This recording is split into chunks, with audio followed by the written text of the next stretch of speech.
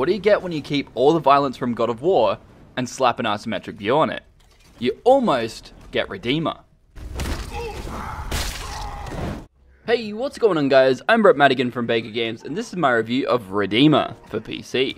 Redeemer is an isometric beat-em-up developed by Sabatica Studio and published by Gambituous Digital Entertainment for PC. Although the game is strictly a PC release, the developer hopes to also release the game on Xbox One and PlayStation 4 at a later date. Does Redeemer hold its own, even as a bloody violent beat-em-up? Let's find out. Let's be real for a moment. Redeemer does not take itself seriously as a narrative-driven game, despite it being mentioned on the product page. More on that in a moment. I don't want to keep being that guy that bashes a game's narrative, though there are certain things about said narrative in this game that need to be mentioned. Yes, it does have plot holes, and at times the levels don't really feel like they tie in to the narrative at all. Does it really matter? In my eyes, the game's narrative is just a stepping stone. It's not the main focus of the game by any stretch of the imagination, therefore not at fault for having problems. With that said, let's dive into the narrative behind the game. Well, a brief overview before we tear it apart. You play as Vasily, previously a soldier, an elite operative of sorts. His plane crashes near a monastery, then after several years, he is now a trained monk at the Temple of the Vanishing Star. It's supposed to be unreachable to those who don't know its secret location, they say. Yeah, the plot contradicts itself already, shh. Vasily tasks himself with saving his fellow monks, because the arms company he used to work for has either kidnapped them or killed his friends, I guess. It can make sense as a revenge narrative. But once you place the monks in there and the fact that somehow you are located at a monastery that technically doesn't exist by your previous employer, the narrative starts to fall apart. With a narrative that tries to involve the player with a rescue mission or saving people, there has to be some emotional tie to them. Otherwise, why do I care or need that portion of narrative at all? To justify how the enemy found the monastery to begin with, it wouldn't be that difficult to trace the plane or just head in the general direction that the plane was heading in to begin with. It's a bit of a stretch, but somewhat believable. Just quickly though, it already sounds very The Iron Fist from Marvel. Nothing wrong with that, but potential inspiration and whatnot. As for the in-game narrative, that's all I'll mention, because there isn't a lot to go on really. There is more backstory under the glossary than there is in-game narrative. But for those that want to read it, it's there. I left Redeemer thinking, man, I wish I could play a section of the backstory. The arc for Vasily sounds intriguing. Rather than being told what happened, why not allow the player to go through the training and whatnot? That could be interesting, at least to me. For kicks. Before I wrap up this story section of the review, I do want to take the time to appreciate the amount of effort gone into creating these stunning comic book-like cutscenes. There may only be a few of them, but geez, are they amazing. Definitely got some Infamous or Hard Reset vibes, or potential inspiration, which is neat. The meaty bit of this review has finally commenced. Yay! Okay, let's break down the core aspects of the game. Hand-to-hand combat, melee weapons, guns, and environmental takedowns. Nothing we haven't seen before, but what can the developer add to spice things up? Gore! Redeemer, finally a game that can appreciate my love for all things gory. Gone are the days of blood decals despawning on a timer. Here are the days where blood remains. Something as simple like blood decals despawning may not be an issue for some, though it's just one of those features that really annoy me for some reason. Why does my blood disappear? It adds a sense of depth. It's a game, but the game world reacts how you'd expect, which is great. The combat focuses on three main pillars: melee, charged attacks, and environmental takedowns. The pickup weapons I feel are just there to keep combat interesting, or sometimes to provide an ego boost when you're in a rough situation. Melee consists of a punch, kick, single-handed weapons, and charge attacks. Weapon pickups range from a knife or a hammer to a pistol or an assault rifle. The developers did a decent job making sure the weapons weren't overpowered. All items are breakable after a certain amount of hits, whereas guns only have a limited amount of ammo. It's an interesting play on the traditional pickup system, whereby you pick up a weapon and once you run out of ammo, just pick up more and away you go. So the game has charge attacks, yet I didn't really feel the need for them. There were times during combat where I just forgot the charge attacks were even a thing. Sure, it took a little bit longer to kill the dude, but hey, it was great bashing his face in a tad longer. I'm starting to think that this game let my inner violent person out of its cage. Undecided if that's a good or bad thing, but hey, judge me all you want. There's also a whole range of weapon pickups, including knives, electrified batons, machetes, hammers, a cyborg head that electrifies on impact, and some other things. But you can also throw chairs at people, because why not?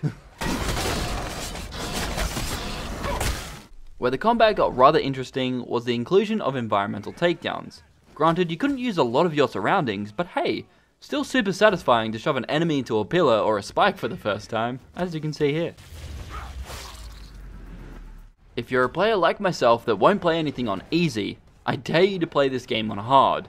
Even the default difficulty is excruciatingly difficult. At times it's hard to tell if it's intentionally made this way, or if they didn't finish balancing. You'll see what I mean. Get in, death, repeat. Was my life for a few hours straight with some levels. Please don't make me replay the final level. That was just painful to play through. Don't know if that was by design, but man, why? Why was it designed that way? The health system in the game is new to me. Killing enemies gives you health. Why is this the case though? Is there a specific reason why this mechanic was chosen? It would be nice to have a narrative portion tied to this mechanic. Is there a specific reason why Vasily gets health from killing? It's unclear. Most games that I play are third or first person single player action adventure titles. So if I'm honest, originally I didn't think I'd enjoy this game all that much. The variety in combat helped me stay engaged and even prompted a smile when I beat a difficult level. If I could sum up Redeemer in 3 words, it's violent, gory fun. Side note for a second, the inclusion of a highlight when either the enemy or the player is out of sight was a nice touch. Makes it easier to see because the camera is fixed. Yet sometimes that mechanic wasn't working, just thought I should mention that. Now, being who I am, I can't leave this section without saying a few negatives about the gameplay. Okay. Right out the gate, you'll notice that Xbox controller prompts are on your screen, even if you aren't using one. Yes, that's a minor complaint, though I feel like it's an oversight. If you designed specific mechanics around a keyboard and mouse, like the in-game cursor, then there should be a switch between control schemes, should there not? On that note, there is no option to control the sensitivity for either the mouse or gamepad, which means that mouse movements are slower than the controller? Not too sure how that works. There's a check surroundings mechanic, yet it felt a little counterproductive sometimes. If I was inside the view cone of the enemy yet using that mechanic, I still couldn't see them. So why is this mechanic here? The final issue is picking up throwable objects on keyboard and mouse was rather weird. Instead of using the mouse to point to where you wanted the object to go, it was controlled by WASD. That feels rather console oriented. So hopefully the developer could make the needed adjustments to make that feel better in an upcoming patch. When I received a press release about Redeemer, I knew I had to have it. I'm saying it again, I know, but gore is something that gets my blood pumping. In a good way, I swear. Well, the best way. No, move on. Redeemer was built using Unreal Engine 4, so without fail, the game looks stunning. In order to get something looking this amazing in a small viewport, there's a few drawbacks, such as performance. Yes, I know my system is an ancient Mayan, but hey, if there's a performance drop to half my monitor's refresh rate, I'll mention it, okay? There's several environments that result in huge performance drops. One level that comes to mind was Down the Primrose Path. All I'll say is the trees are evil and need optimization, but if I was a professional, I'd say that the LEDs need adjusting for the distant foliage. I could be wrong, but that's my assumption. I don't know, man, there's just too many trees for that level. Just could be a thing. At times, it looks as if the game was over post-processed, or the profile used was set up way too aggressively.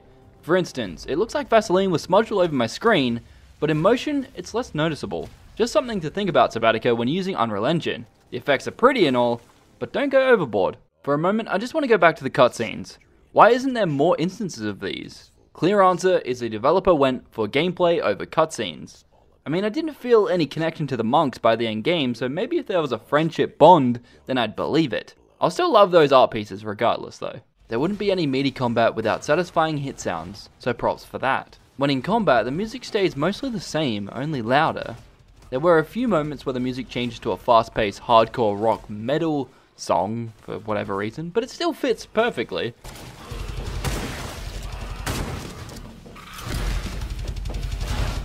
If I had any issues, it would be when transitioning to a new level. The music would be one thing, but if you died or restarted from checkpoint whilst the combat music was playing, it would default back to the idle or non-combat music. Minor complaint, but thought I'd mention it. Performance doesn't impact my review one bit, because even at 45 FPS, the game was still smooth, though turning shadows down a notch brought the FPS back up to 60, so no issue there. Redeemer provides the player with satisfyingly meaty combat with gore as a feature. What more can you ask for in a game? Yes, it's not perfect, but it's a damn fun game once you push through the difficult levels. Just quietly, not sure why so many people were complaining about that. Yeah, it hit you in the teeth when you found out there was some difficulty to the game, but hell, it was still amazing.